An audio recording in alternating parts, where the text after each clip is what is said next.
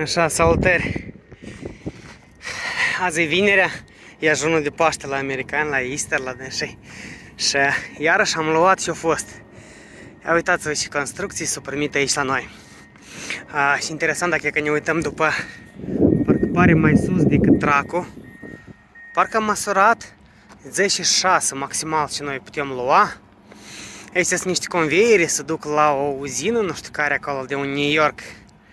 Dar faptul că ne-a fost interesant, dar vă mai spun și a fost momentul că eu am încercat să arunc strepa pe deasupra, pe acolo. Dar mie mi s-a spus că asta e numai scara.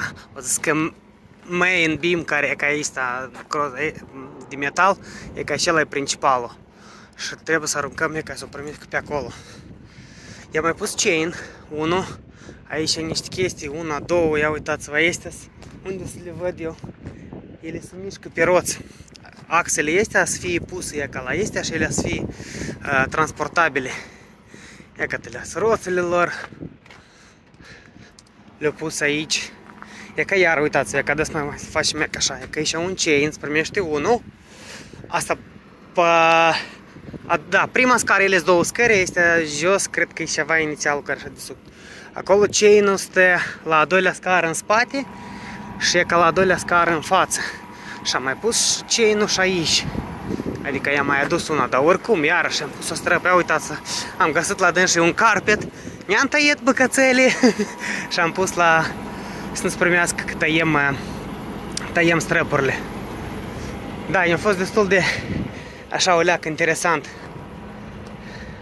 Sperăm să fie bine cu înălțimea, parcă puțin am dubii eu la înălțime, dar am măsurat, ar trebui să fie ok, ne ducem la New York.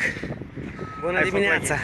E că facem delivery la astea, uite, băieții au avut o idee perfectă. 2 forklifti, hop, unul dintr-o parte, unul din alta, l-au aninat și l-au coborât jos. Adică le lăsăm, el să fie asta ca un fel de carieră. Ia uitați, ne suntem noi.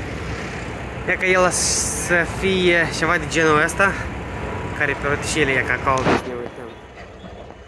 E ca roticele axele astea care le-am zis ele să fie cu roți. Ia uite, cel mai bun exemplu. E câteaua asta de sus. Și e că este roticelele de jos, care eu am zis că ea să primească că e mobilă, ei o mișcă dintr-o parte în alta.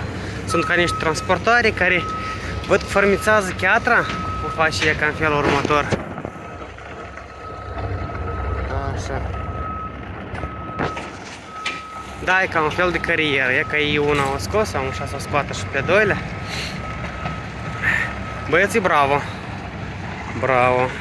Lor le punem plus. E ca așa un incident. Iarăși eu cu axele mele.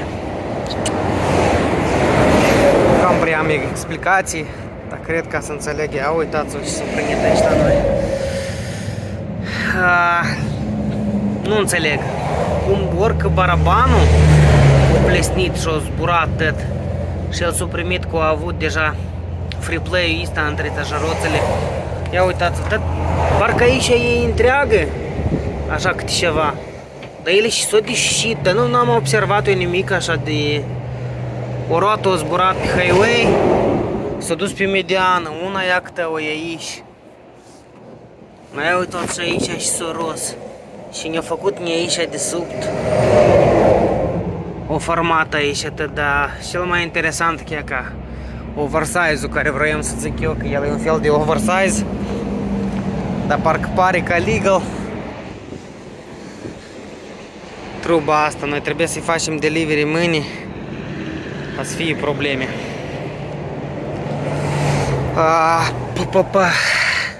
Am sunat la Love's Truck Stop Road Service să vină să încercăm să ridicăm axa cu un lanț sus. Am câteva e-maile până la următorul exit, adică la să-l ducem. Am mai sunat la niște americani, am un șap, o zis că posibil să facă chestia asta, dar e interesant în momentul mâine, că hai că asta o mai găsești poate, dar când merge vorba de barabanele astea mele speciale, break-urile, tot aici speciale, nu sunt așa de ușor de găsit. Cel mai grav și-a fost și am văzut eu în oglindă cum au zburat ambele roți pe highway. Eu de-am uneori încerc să zic așa că bine că e așa, nu-i mai rău. Eu le vedem în oglindă cum ele sar pe highway. Una e că tău s-a oprit o leacă mai încolo, eu am adus-o aici. Hai că tot asta s-a face, principalul, cred că nu a fost nimic mai grav, nu s-a pălit într-o mașină și lasă. În fine am ajuns la descărcat. Ea ca cu cranul ăsta mare. Am o șasie asta și o dăie. Iau aici un job site, o construcție acolo pe apă. Ceva fucking. Все, lăsăm oversize-ul, scăpăm de dânsul.